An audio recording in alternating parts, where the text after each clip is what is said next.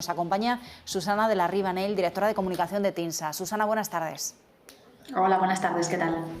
Bueno, ¿cómo estáis viendo ya 4 meses este año? Habéis publicado el informe de abril, pero ya podemos empezar a hacer un poco de radiografía de tendencia, ¿no? ¿Cómo estáis viendo que está evolucionando el precio en este 2022? ¿Siguen esas alzas de precio? ¿Veis algo de moderación teniendo en cuenta el contexto actual económico? Pues mira, un poquito de las dos cosas, como bien apuntas. Lo que estamos viendo por los datos que hemos conocido de abril es que efectivamente se mantiene esa tendencia al alza de los precios, que ya empezamos a ver durante 2021 con un poco más de fuerza que ahora, pero bueno, en definitiva tendencia al alza. Y lo que sí que vemos es que se empieza a ver algunos síntomas de moderación en aquellas zonas donde antes comenzó a recuperarse el precio el año pasado, ¿no? Hablamos de que, por ejemplo, las capitales y grandes ciudades, que es una de las zonas que se analizan en nuestra estadística, siguen creciendo con relativa fuerza. Hablamos de que en el último mes, abril respecto a marzo, el precio medio en ese grupo de capitales y grandes ciudades se incrementó un 1,1% mensual. Sin embargo, vemos otras zonas como la zona de costa o las zonas territorios insulares, Baleares y Canarias, donde los crecimientos mensuales son mucho más moderados, un poquito más pues, en el entorno del 0,3-0,6%. Entendemos que esto se produce porque estas zonas del litoral y de las islas fueron las que primero empezaron a registrar recuperación de mercado en 2021. ¿no? Entonces yo creo que llega un momento en el que ya esa tendencia se puede estar agotando un poquito, restando cierto freno, y todavía las capitales parece que siguen tirando con fuerza. ¿En qué zonas estáis viendo que se produce esa mayor subida de precios? ¿Qué está pasando con las ciudades, con las pequeñas localidades, con la costa?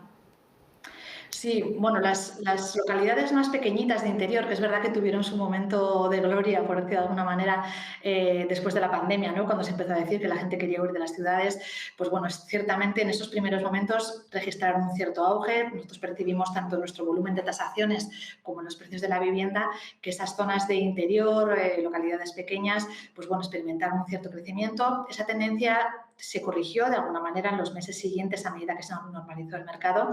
Y lo cierto es que ahora, bueno, no van mal, se siguen registrando crecimientos de precio de manera moderada, pero ciertamente por encima de algunas zonas como estas de litoral y de costa que te comentábamos, ¿no? De hecho, estos municipios pequeños que agrupamos como resto de municipios en la estadística son, junto a las capitales y grandes ciudades, los mercados donde más se ha incrementado el precio de la vivienda en el último mes, ¿no? En torno a ese 1%. En las capitales, bueno, ahí la referencia más concreta que tenemos es nuestra estadística trimestral que publicamos hace un par de semanas y que sí que desciende concretamente a la situación de los precios en las provincias y en las capitales. Ahí lo que observábamos es que ciudades como Madrid o Palma de Mallorca estaban registrando un crecimiento bastante más intenso que otras capitales, es decir, eran mercados que estaban teniendo pues bastante actividad, bastante dinamismo, y también pues otros como Málaga o Valencia, aunque en un entorno un poquito más moderado, ¿no? Entonces, bueno, en definitiva, las grandes ciudades, que son aquellas donde se concentra principalmente la demanda, también donde se mira más el comprador como que busca inversión, ¿no? Que al final no olvidemos que en este contexto que apuntabas antes de incertidumbre, la vivienda se ha posicionado como un activo interesante en el que invertir como una manera de protegerse ante la inflación, ¿no?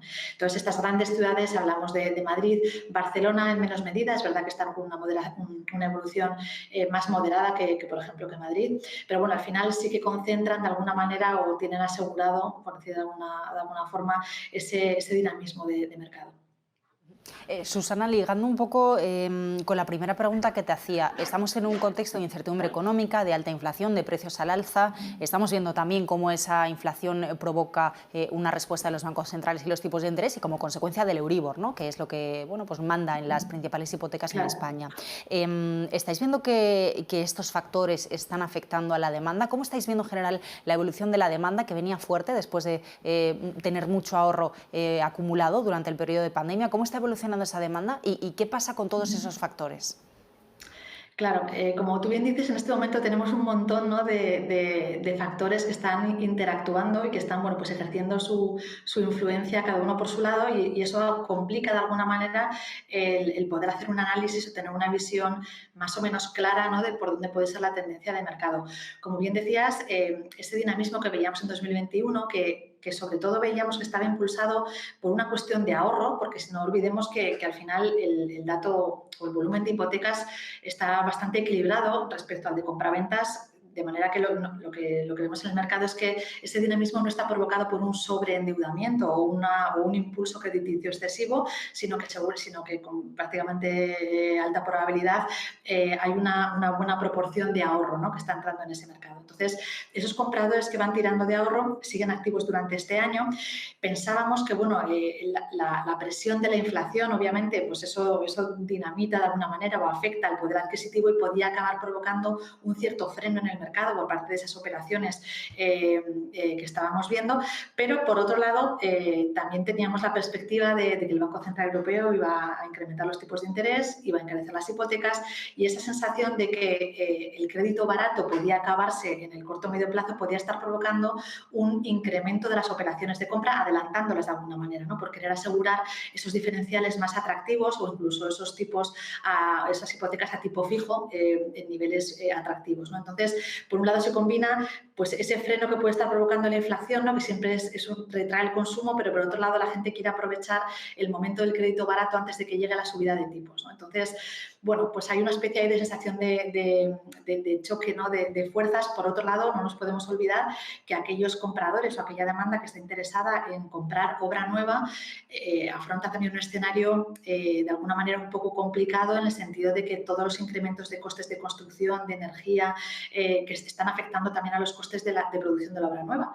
Y eso se va a acabar traduciendo, de hecho se ha empezado a traducir ya, en un incremento de los precios de esa obra nueva, con lo cual la sensación no solo de un crédito más caro, sino de que la obra nueva va a tender a encarecerse, pues también puede estar provocando un efecto llamada que adelante algunas operaciones que de manera natural podían acabar realizándose en unos meses, ¿no? Entonces, estamos en ese momento en el que no sabemos cuál va a ser la fuerza que va a pesar más, ¿no? Pero lo cierto es que lo que vemos en el mercado es que la demanda sigue tirando, con lo cual parece que ese efecto de la inflación todavía no está ejerciendo un freno significativo en el mercado, ¿no? Veremos cómo evoluciona esa sobrecarga inflacionaria, cómo evoluciona el efecto del incremento de los tipos de interés en el mercado hipotecario. Los bancos también parece, o hay noticias de que pueden estar empezando a endurecer un poquito también, ¿no?, la concesión de los créditos.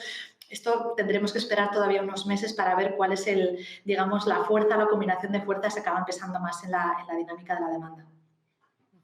Pues Susana de la Riva, desde TINSA, muchísimas gracias por acompañarnos. Vamos a seguir vigilando todo ese cúmulo de factores. Muy buenas tardes. Gracias, buenas tardes.